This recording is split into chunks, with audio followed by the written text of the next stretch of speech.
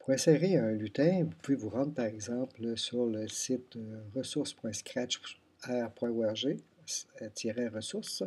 Si vous êtes déjà inscrit, vous pourrez télécharger toutes les ressources de votre choix. Donc, par exemple, si vous faites une recherche sur Pokémon,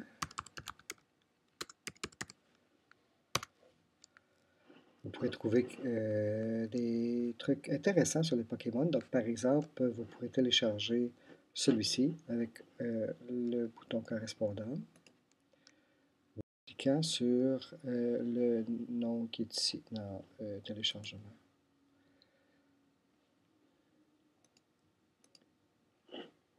Vous l'installez sur votre disque dur à quelque part, par exemple le bureau.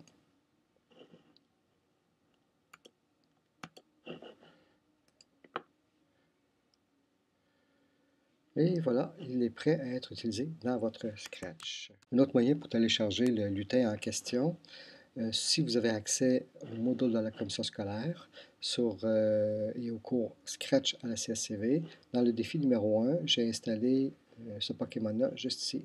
Cliquez dessus et vous le téléchargez comme tantôt.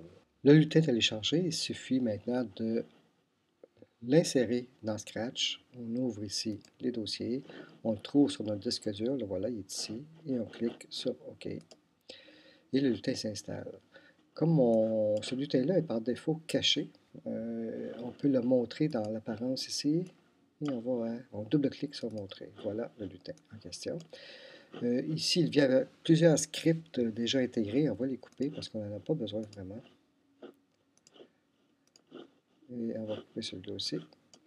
Ici, on va dans les costumes, on voit que ce lutin est constitué de plusieurs costumes, en fait 9 costumes. Donc, on peut les voir en cliquant ici. Maintenant, un truc très intéressant qui existe dans Scratch, supposons que ce costume-là m'intéresse particulièrement et j'aimerais en faire un lutin. On clique droit sur la souris. On clique sur Capturer une partie de l'écran comme nouveau lutin. Je vais choisir ce lutin ici. Et maintenant, j'ai vraiment un Pokémon qui est un lutin complètement indépendant. Donc, si je reviens à mon premier lutin, et si je choisis par exemple ce costume-ci, je pourrais faire la même chose et créer un lutin complètement autonome avec ce costume-là.